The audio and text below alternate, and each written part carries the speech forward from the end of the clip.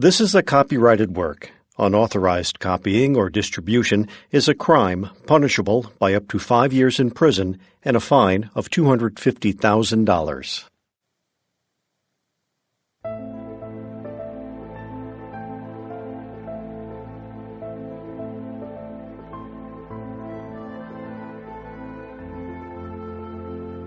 Scholastic Audio presents Dragon Masters Book 21, Bloom of the Flower Dragon by Tracy West. Read by Emily Ellett.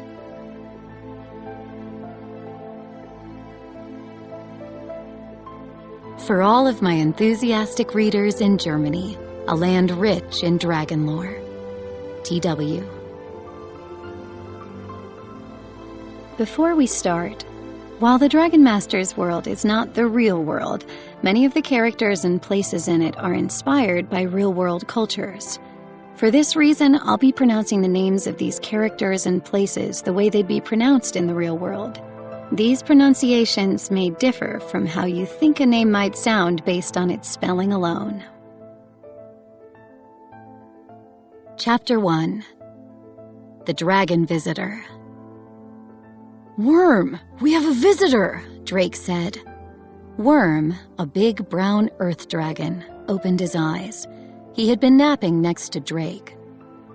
Drake showed Worm the tiny dragon perched on his hand.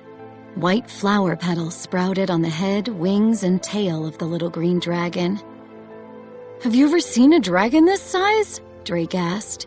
The green chunk of dragon stone around his neck glowed, like it always did when he communicated with his dragon. He heard Worm's reply inside his head. "It looks like a type of flower dragon." Just then, a shadow crossed over them. Drake looked up to see 3 dragons flying above the Valley of Clouds. First came Bo, riding on the winds with his blue water dragon, Shu. Next came Anna, flying gracefully with Kepri, her white sun dragon. Finally, Rory and her red fire dragon Vulcan zoomed down from the sky. The 3 dragons landed in the grass. Their dragon masters climbed down and ran toward Drake and Worm. "Drake, you're back!" Bo cried.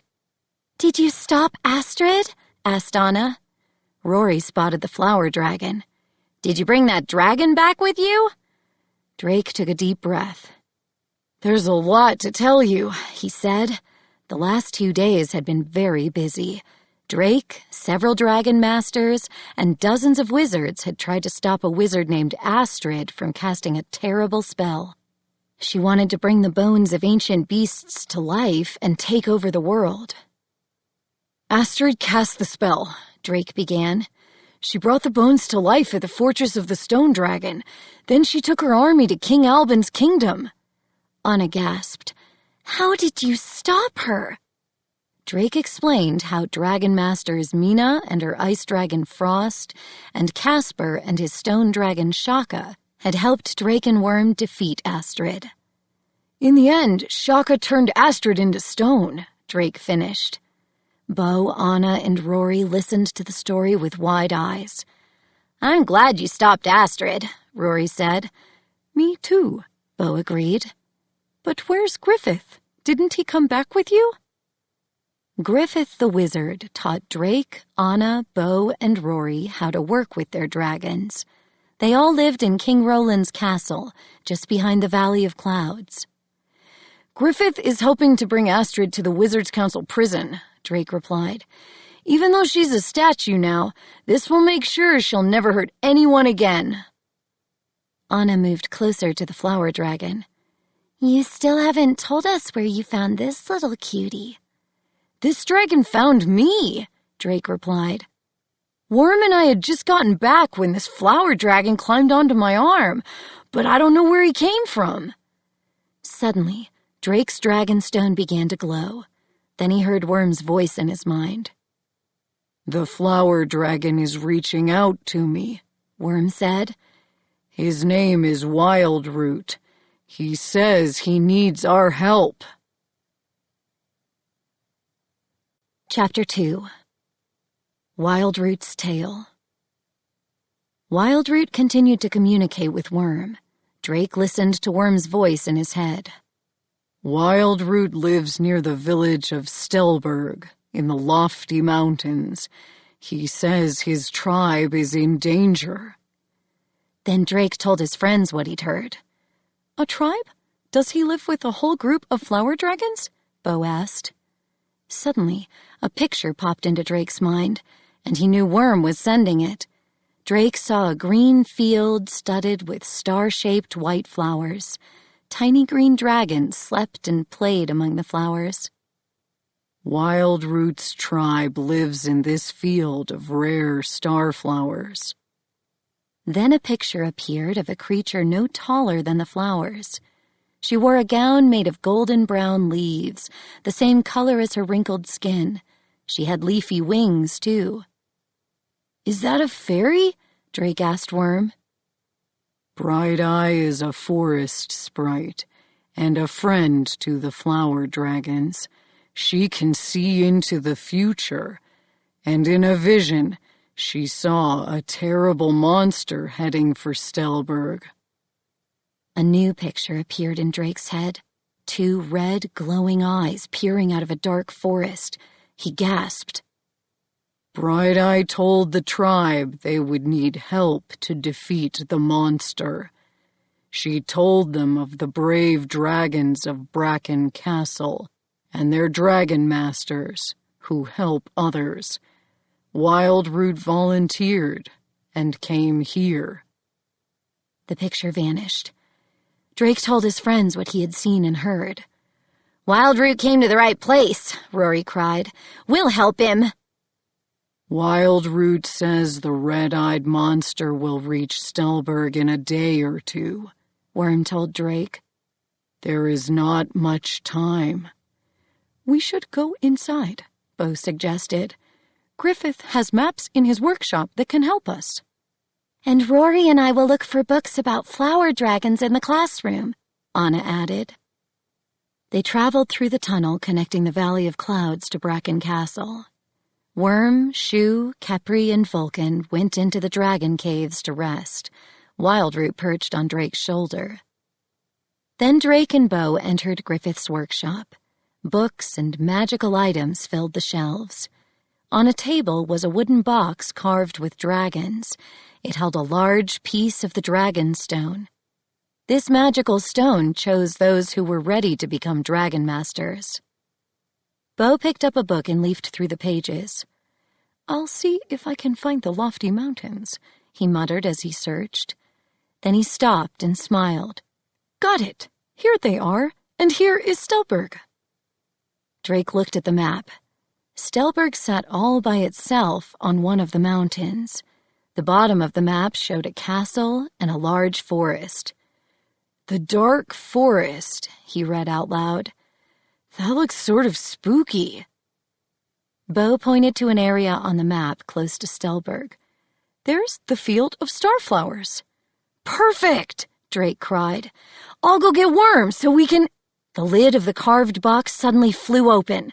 Then, a burst of bright green light shot from Griffith's dragonstone. Chapter 3. A new dragon master? Moving pictures appeared inside the dragonstone's light. Drake and Bo watched a boy with blonde, wavy hair stroll along a hilly path. He wore a brown vest over a pale purple tunic. Just then, Rory and Anna ran into Griffith's workshop. We saw the light, Rory cried. The dragonstone turned on all of a sudden, Bo replied. Look. The blonde boy passed a building with a sign over the door. The Stelberg Inn. Stelberg! Drake cried. That's near where Wildroot is from. Do you think the Dragonstone is showing us Wildroot's Dragon Master? Rory cried, jumping up and down. Wildroot scrambled over to the stone. He looked up at the image of the boy, his eyes wide. Then the green light faded. I bet this means we're supposed to find Wildroot's Dragon Master, Anna said. We need a plan, Bo said. But first, I will go to the kitchen and bring us some food so we don't have to stop for dinner. Good idea, Bo, Drake replied. "I'll go get Worm. We need to know if Wildroot recognized that boy." A few minutes later, the 4 Dragon Masters were seated around the table in their classroom. Wildroot sat on the tabletop, and Worm fit his large head through the door. Bo passed around a plate of bread, cheese, and apples. "I wonder if Wildroot is hungry," Drake said. "Worm, what do flower dragons eat?" Worm looked at Wildroot. Seconds later, Drake heard Worm's voice in his head. Drake told the others, "Wildroot says he got plenty of sunshine today, so he's not hungry."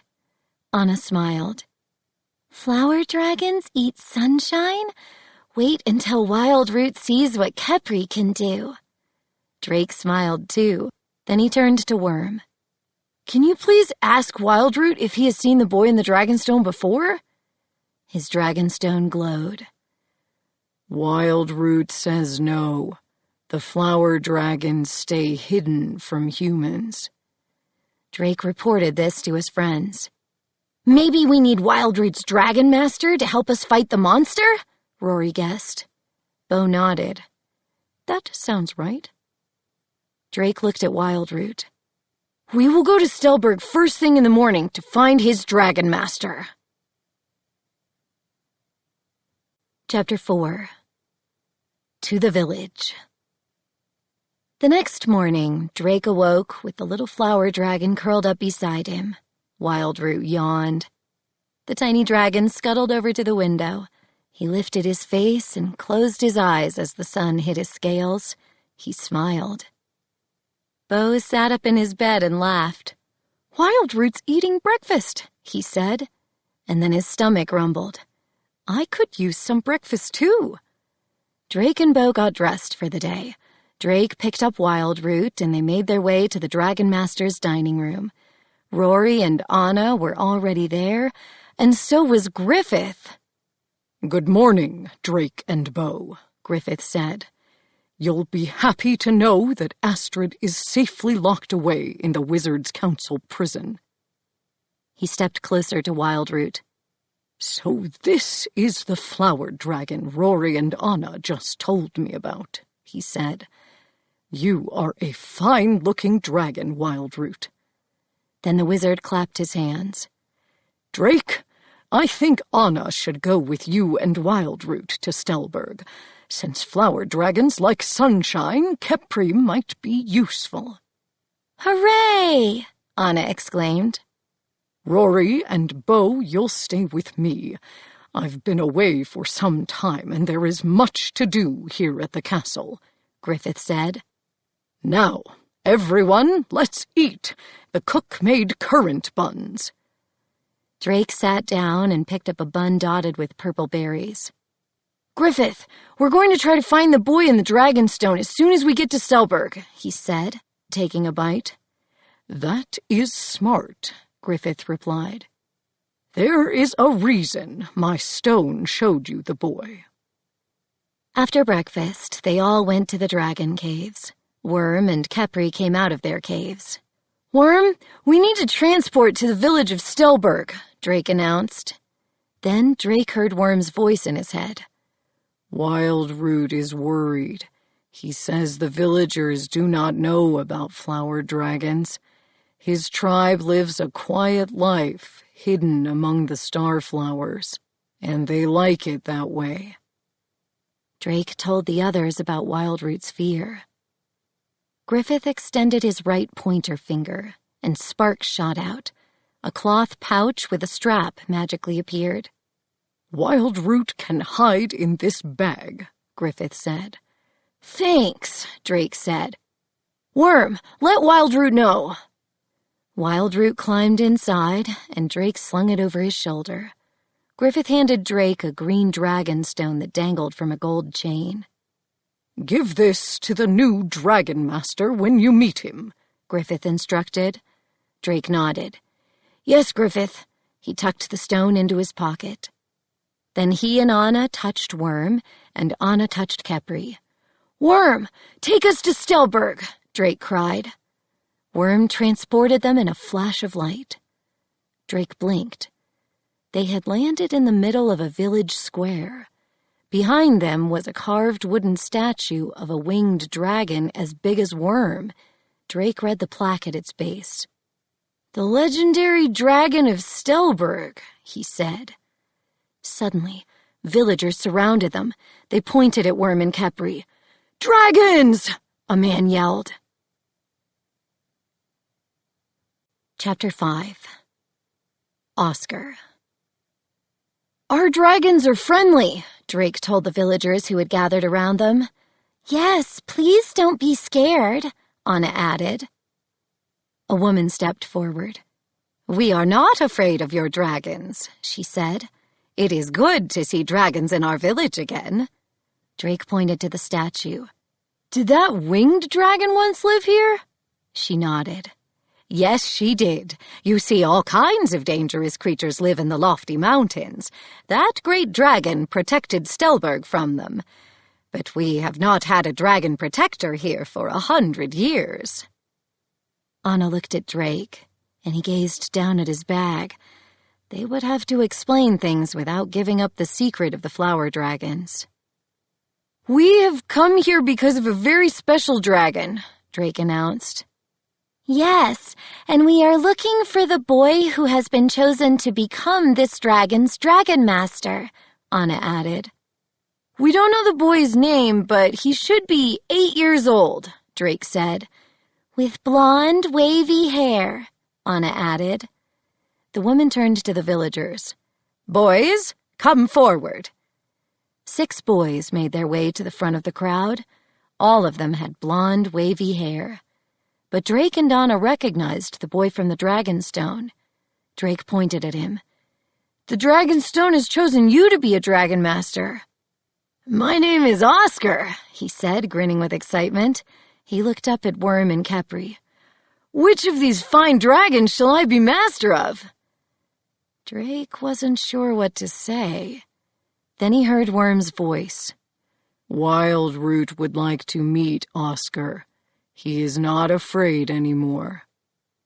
"Your dragon is right here," Drake told Oscar, and he opened his bag. Wildroot crawled onto Drake's arm. "This is Wildroot." Oscar frowned. "That is my dragon? Are you kidding me?" Chapter 6. A Mystery.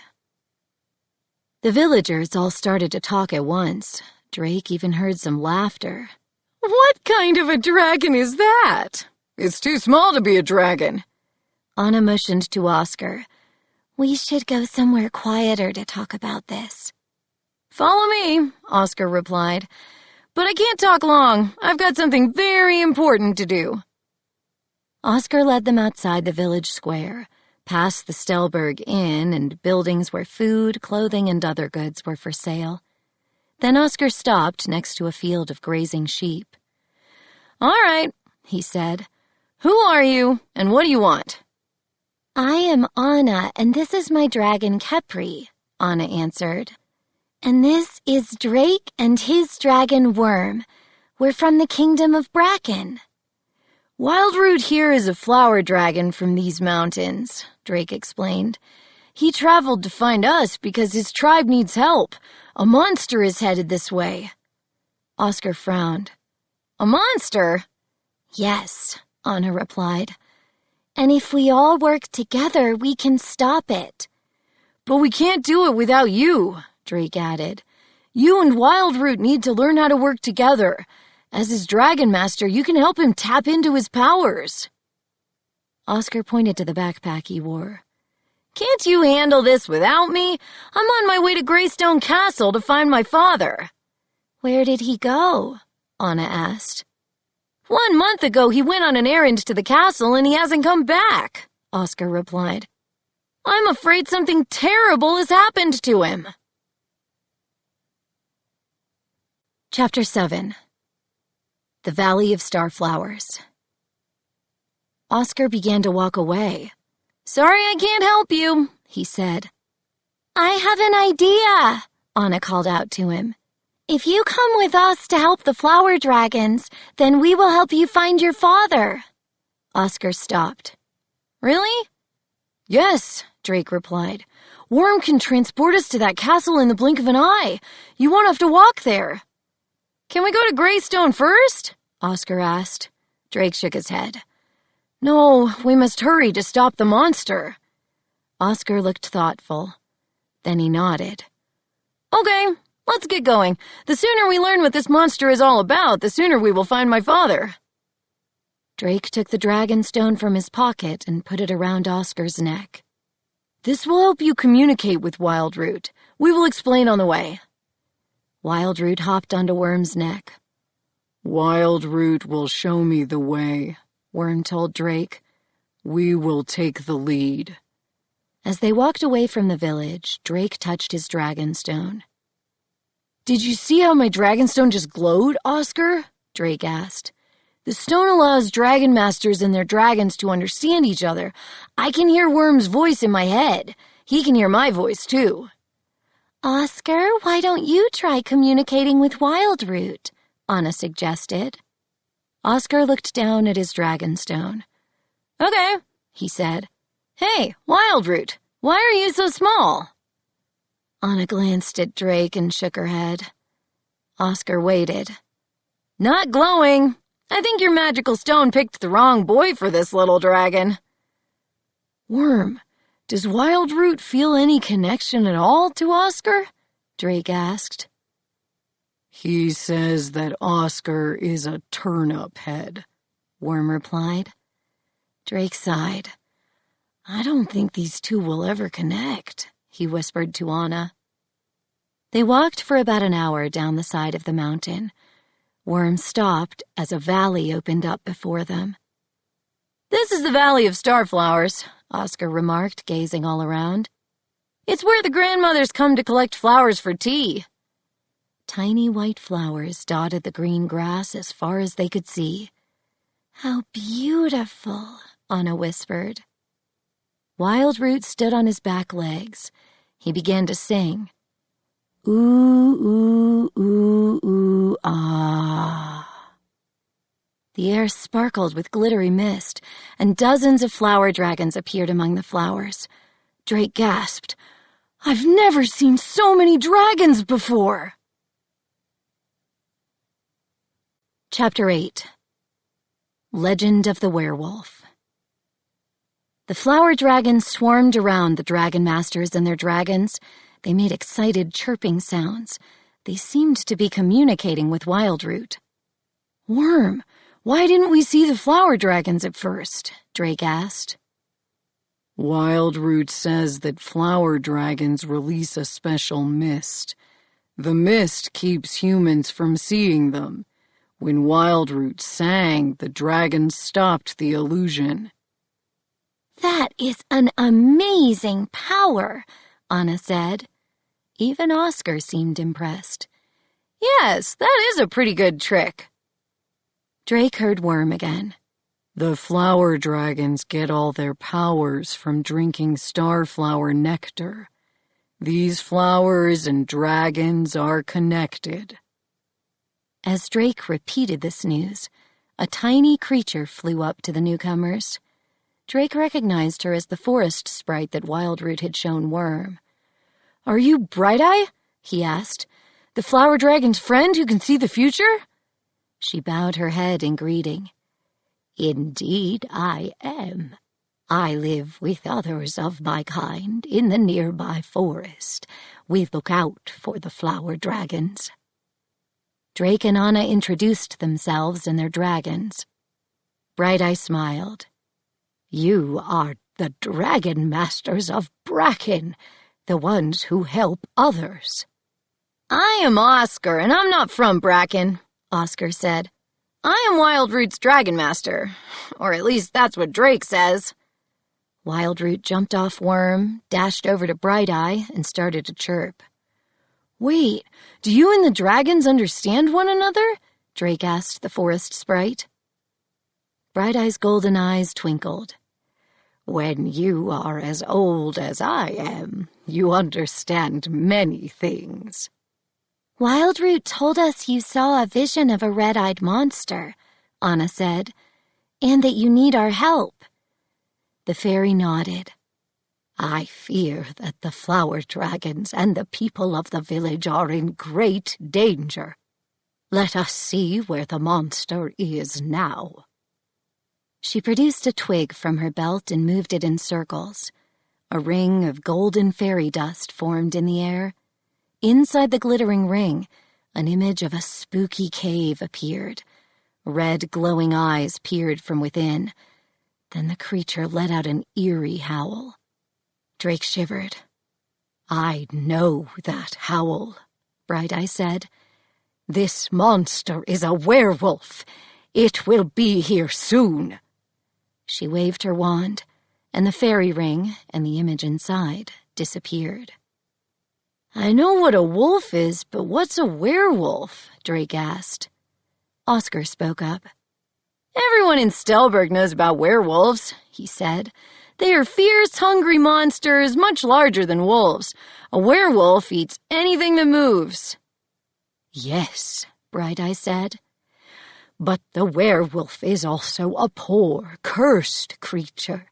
White berries called moonberries grow in the deepest part of the forest.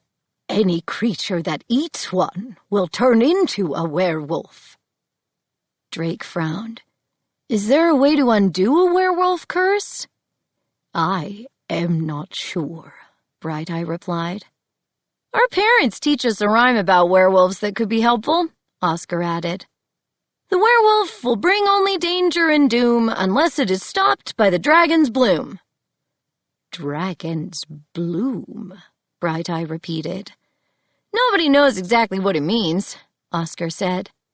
"I think it has something to do with the legendary dragon of Stelberg." Drake's head suddenly filled with Worm's words. "Wildroot is very excited. The flower dragons have a special power called Bloom. He thinks the rhyme means that Bloom can stop the werewolf. But they must perform Bloom in bright sunlight. What if the werewolf attacks at night?" Drake repeated Worm's words. Then he said, "The flower dragon's bloom power might be the key to stopping the monster, but if the werewolf comes at night, we're doomed." Anna smiled and looked at Capri. "Let's show them what you can do." Chapter 9. Dancing Dragons. Capri nodded to Anna and soared up into the sky over the Valley of Starflowers. Wildroot and the tribe of flower dragons gazed up at the sun dragon. Then Capri opened her mouth, and a wide beam of soft, warm sunlight streamed out. The flower dragons closed their eyes and drank in the warmth. Then they opened their eyes and began to move. They formed a circle. Each dragon began to twirl and spin and leap. "They're dancing!" Anna called out from above. She stared at them, spellbound.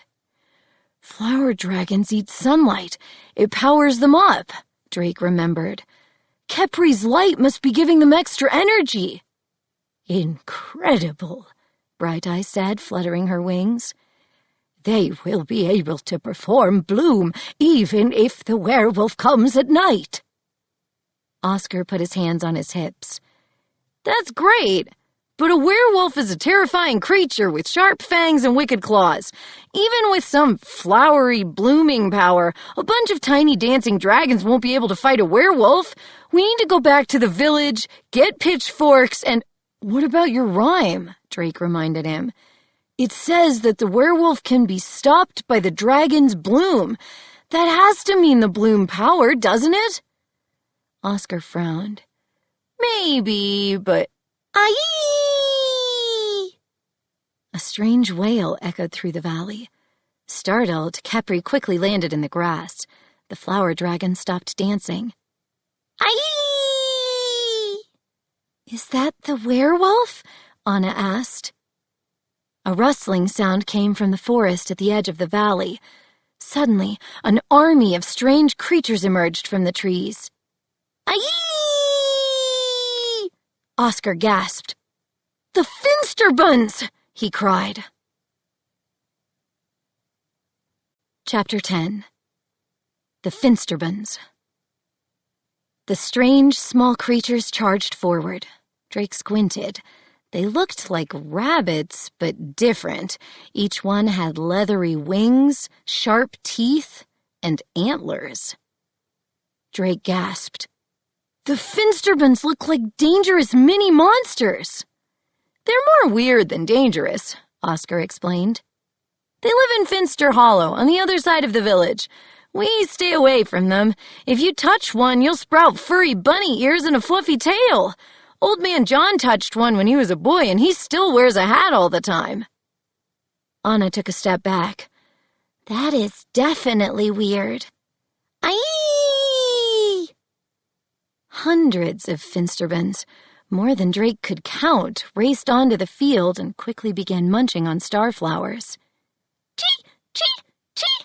Wildroot chirped in alarm and jumped on Worm's neck.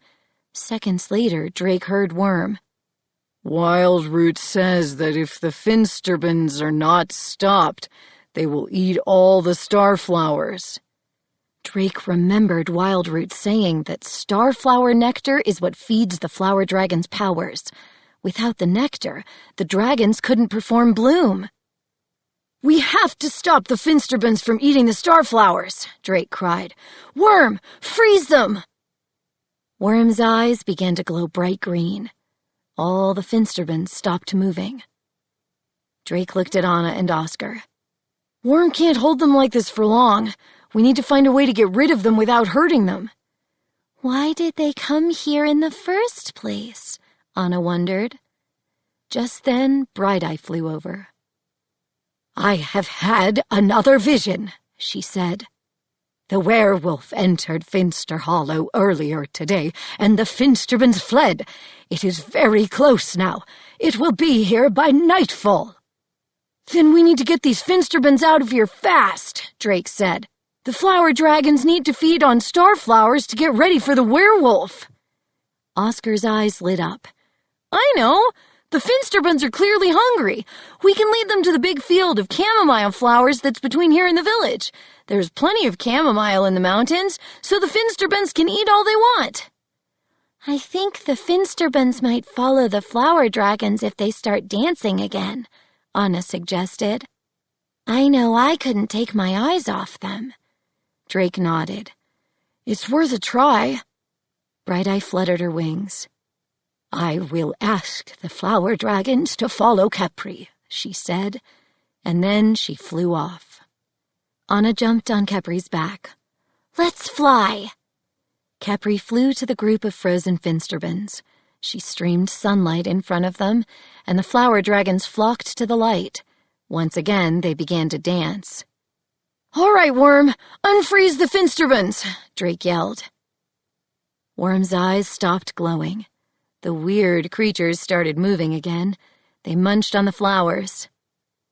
Then they noticed the flower dragons, and their heads all turned at once. Capri, forward! Anna cried. Capri slowly flew toward the chamomile field. The flower dragon tribe danced after her, and one by one, the Finsterbunds hopped after them. Drake grinned. It's working! Capri and the flower dragons are leading the Finsterbunds away from the Valley of Starflowers! Chapter 11. Night Falls. Drake and Oscar walked behind the hopping Finsterbunds. Wildroot danced on Worm's neck as the Earth Dragon crawled along. Worm, thank you for freezing those Finsterbunds, Drake said. Oscar sighed. Your dragon has very amazing powers. You are lucky to be his dragon master. I am, Drake agreed. But I had no idea how powerful he was when we first met. Worm surprised me. I do not think Wildroot will surprise me, Oscar said, looking at his dragon. Listen, the Dragonstone chooses every dragon master for a reason, Drake said. There's a reason why it chose you. You knew the poem about the dragon's bloom? It was your idea to bring the Finsterbunds to the chamomile field. And the danger isn't over yet. Who knows what else you and Wildroot will do? Oscar frowned and didn't reply. When they finally reached the chamomile field, Khepri stopped her sunlight. The flower dragons stopped dancing, and the Finsterbunds sniffed the air. Then they began munching on the chamomile flowers. Anna swooped down on Khepri and landed beside Worm. "We did it!" she cried. Drake gazed at the sky. "It's almost sunset. We should hurry back to the valley." Anna grinned at the flower dragons. "Who wants a ride?" she asked.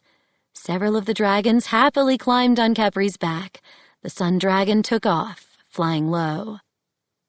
When everyone returned to the valley, Drake gathered the flower dragons together. "Worm, please tell them to get ready for the werewolf. They should drink lots of starflower nectar to power up," Drake instructed. Worm nodded. Soon the flower dragons spread out across the field and began to sip the nectar. Oscar took off his backpack. "I brought some food for my trip to find my father. We should all eat something." As the sun went down, Anna built a small fire in a clearing on the edge of the flowers. The 3 dragon masters sat near it, watching the flames as they ate. Worm, Khepri, and Wildroot stayed close by. "This plan is madness," Oscar said. "There is a werewolf on the way. We need weapons." "I think Wildroot and the rest of the flower dragons will come through," Drake told him. "Yes," Anna agreed. "I have seen dragons do some really amazing things." Oscar looked up at the stars. "I certainly hope their power works so we can go look for my father soon." "Wildroot can come with us," Drake said. "I'm sure you two will bond on the trip." Oscar shrugged. "Maybe. Wildroot is very cute, but I've always dreamed of being Dragon Master of a big, strong dragon, like the legendary dragon of Stelberg." Behind Oscar, Drake saw Wildroot frown. The little dragon hopped off Worm and walked away. Drake sighed. "Oscar, I think—" "Awoo!" A howl came from the forest. Drake felt a chill deep in his bones. Oscar jumped up. "The werewolf is here!" Chapter 12. Under Attack. Shaking in fear, the flower dragons rushed toward the dragon masters. Bright Eye flew over to Drake. "We must wait until the werewolf is in sight to perform Bloom," she told him. "Wildroot can command the flower dragons when it is time. Ow!" The werewolf howled again. Drake's head snapped to the right. "That howl came from another direction. Are there 2 werewolves?" "The creature is circling us," Worm told him. "It will force us into a small group so that it can attack us all at once."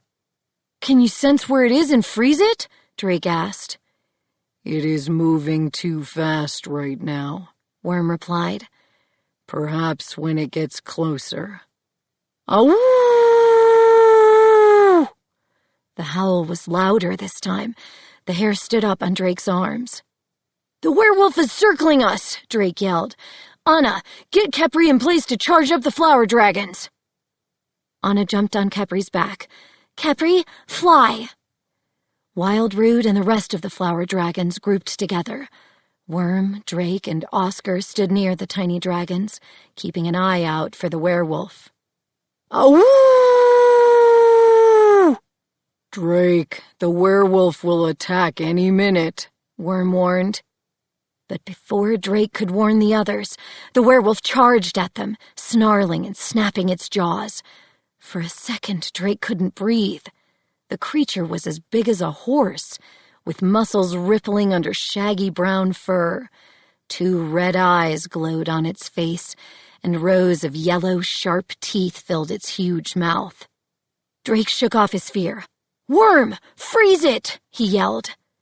Worm's eyes began to glow, but the werewolf was faster.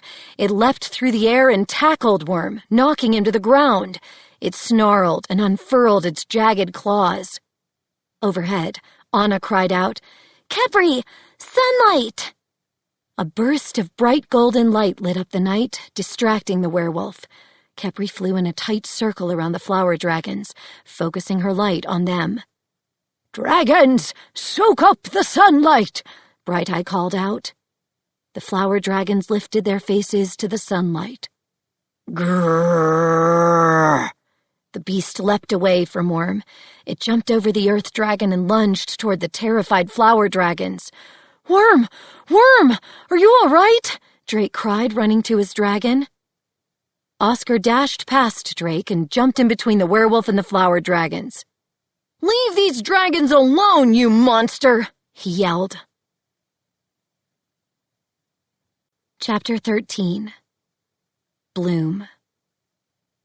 The werewolf lunged at Oscar, snapping its jaws. "Oscar!" Drake yelled. The werewolf's body glowed green, and it stopped in midair. Drake gasped and looked at Worm. The dragon's eyes were open and shining with green light. "Good work, Worm!" Drake cried. Oscar's face was pale. He turned to Drake. "What now?" Drake heard Worm's voice in his head.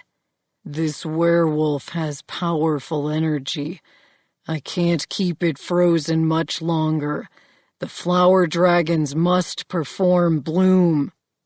"Ask Wildroot to give the flower dragons the command, Worm," Drake instructed. Suddenly, Wildroot climbed onto Oscar's arm. Oscar's dragonstone began to glow. His mouth dropped open. "I can hear Wildroot in my head," he said, turning to his flower dragon. "The flower dragons are ready, but Worm must let go of the werewolf for their Bloom power to work." Oscar looked into Wildroot's eyes. "I know you can do it, and I will be here to protect you if you need me." Wildroot nodded. Bright Eye landed on Oscar's shoulder. "You and Wildroot are ready to lead the flower dragons." Oscar smiled proudly. "Okay, Wildroot, tell the dragons to perform Bloom." The flower dragons began to glow with soft white light. The petals on top of each one's head opened up.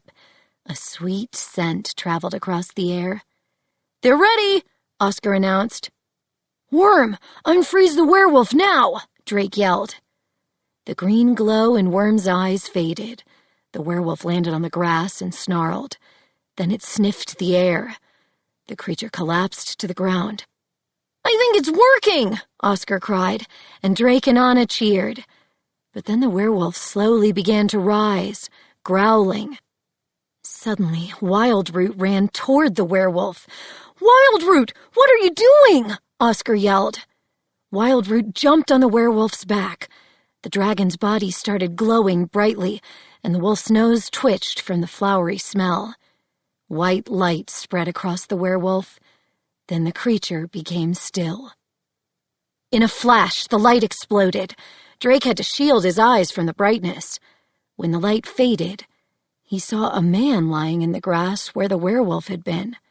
A man with blonde, wavy hair. Chapter 14.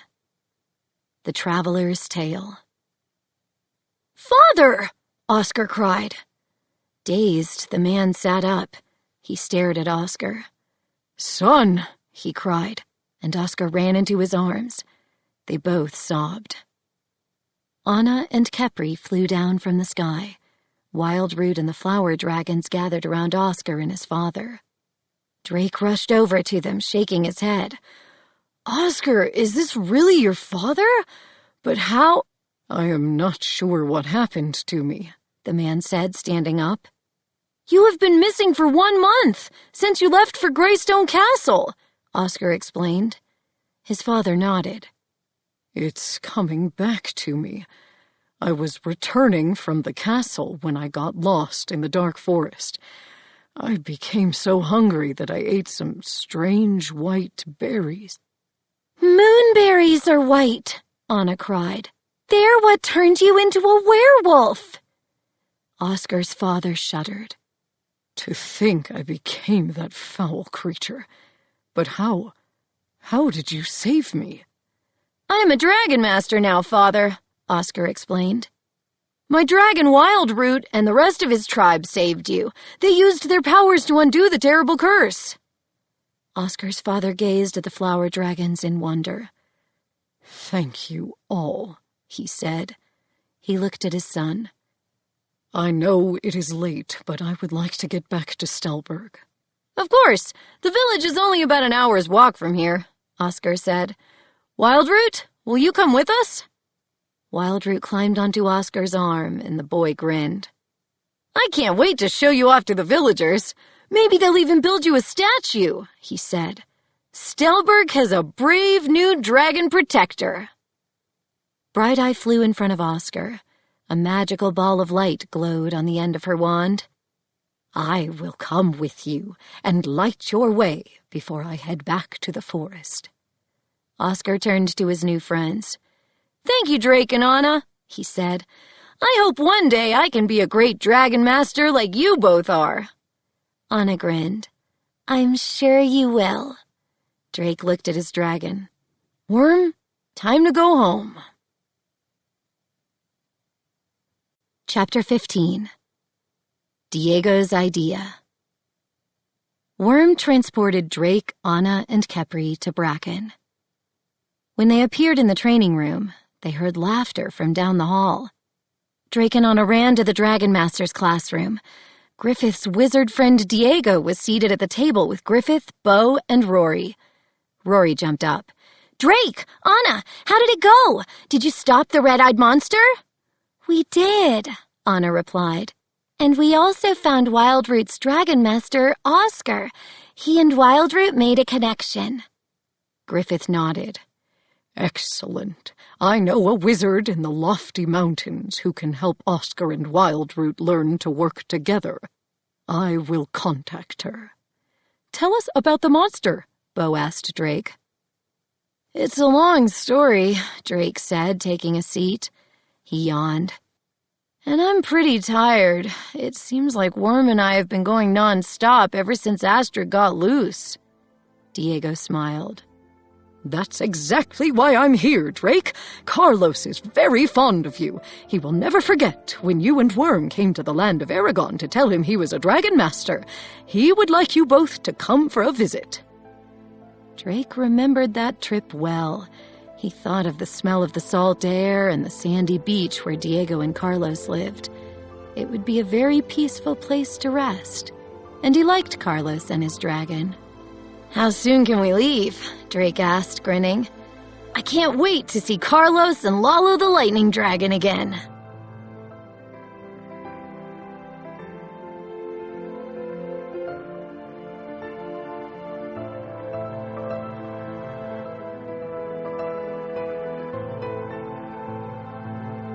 This is Emily Ellett. We hope that you have enjoyed this production of Dragon Masters Book 21, Bloom of the Flower Dragon by Tracy West.